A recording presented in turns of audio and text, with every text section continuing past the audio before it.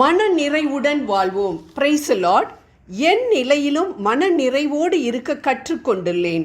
எனக்கு வறுமையிலும் வாழ தெரியும், வளமையிலும் வாழ தெரியும்.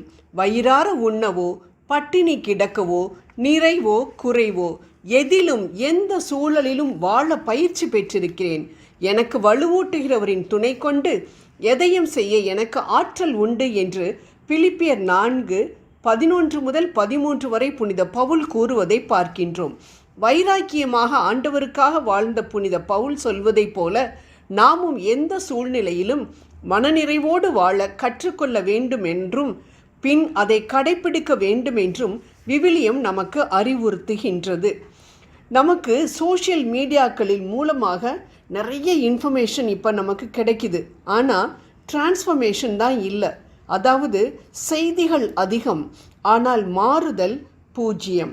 எந்த கிறிஸ்துவ செய்தியை நாம் கேட்டாலும் அதன் மைய கருத்தாக விசுவாசம், மீட்பு, விவிலியம் என்றுதான் பொதுவாக இருக்கும். ஆனால் நாம் பொதுவாக இதை ஒரு செய்தியாக கேட்டுவிட்டு அதை அப்படியே விட்டுவிடுகின்றோம். ஆனால் அதை வாழ்க்கையில் அப்பியாசப்படுத்துவதில்லை. அதனால் தான் நம் வாழ்க்கையில் ஒரு மாறுதலும் இல்லை. இப்பொழுது யாராவது நம்மிடம் வந்து கேட்குறாங்க, எல்லா சூழ்நிலைகளையும் நீங்கள் சந்தோஷமாக இருக்கீங்களா அப்படின்னு. அப்படி கேட்டால் நம்ம எல்லாரும் என்ன சொல்லுவோம்? ஆம் என்று சொல்லுவோமா? யோசிப்போம்.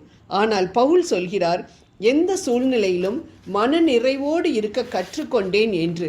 அப்படி என்றால் நாமும் கற்றுக்கொள்ள முடியும் என்று தானே அர்த்தம். வீட்டில் எப்பொழுதும் சண்டை சச்சரவு, சந்தோஷம் இருக்குமா?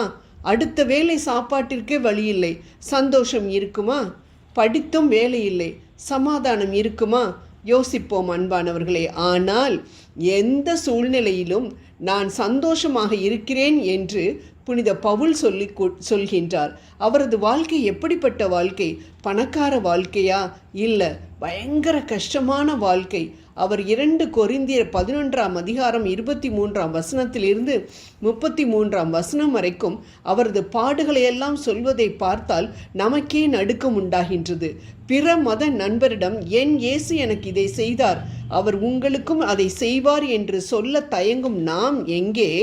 சவுக்கடிகளிலும் பசியிலும் குளிரிலும் கொலை முயற்சிகளிலும் அகப்பட்டாலும் ஏன் இயேசுவை மற்றவர்களுக்கு அறிவிக்காமல் நான் சாக மாட்டேன் என வைராக்கியத்தோடு மிகச்சிறந்த அப்போஸ்தலராக இயேசுவிற்காக உயிரை விட்ட புனித பவுல் எங்கே? அன்பானவர்களே, நாமும் கஷ்டங்களின் மத்தியிலும் மன ரம்யமாக இருக்க முடியும். நிச்சயம் பவுலை போல. தேவை நம்பிக்கை ஒன்றுதான். ஆம், எப்பொழுதும் சண்டை போடும் என் கணவர் நிச்சயம் மாறுவார். தீய வழிகளில் சென்று கொண்டிருக்கும் என் மகன் நிச்சயம் மாறுவான்.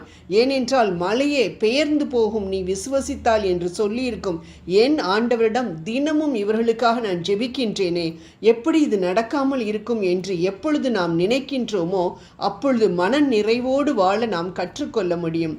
விவிலியத்தின்படி எப்படி மனநிறைவோடு வாழ்வது என்பதை பார்ப்போம். முதலாவதாக இருப்பதை வைத்து திருப்தியாயிருக்க பழகிக்கொள்ள வேண்டும் என்று நீதிமொழிகள் 15:16 வாசிக்கின்றோம். இல்லாத பொருட்களின் மேல் கண்களை வைக்கக்கூடாது என்று நீதிமொழிகள் 23:4 பார்க்கின்றோம். என் நிலையிலும் மகிழ்ச்சியாயிருக்க பழகிக்கொள்ள வேண்டும் என்று திருத்தூதர் பணிகள் 16 வாசிக்கின்றோம். ஆம், தேவ நடத்துதலில் நம்பிக்கையோடு இருக்க வேண்டும். எது நடந்தாலும் அது என் நன்மைக்காக தான், ரோமியர் 8:28 என்று விசுவசித்தால் நடக்கப் போகும் நன்மைகளை குறித்து நாம் சந்தோஷப்படத்தானே செய்வோம். ஆம், எதிர்மறையான சூழ்நிலைகள் நமக்கு வருகின்றதே, அதை நாம் தடுத்திருக்க முடியுமா? நிச்சயம் முடியாது. அல்லது தடுக்கத்தான் முடியுமா? முடியாதே. அப்பொழுது என்ன செய்ய வேண்டும்? சூழ்நிலைகளை மாற்றக்கூடிய தேவனின் கரத்தில் அதை கொடுத்து விடுவது தானே உகந்த காரியம்.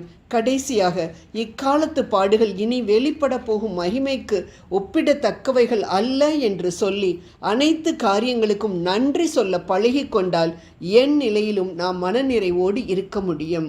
ஜெபம் செய்வோம்.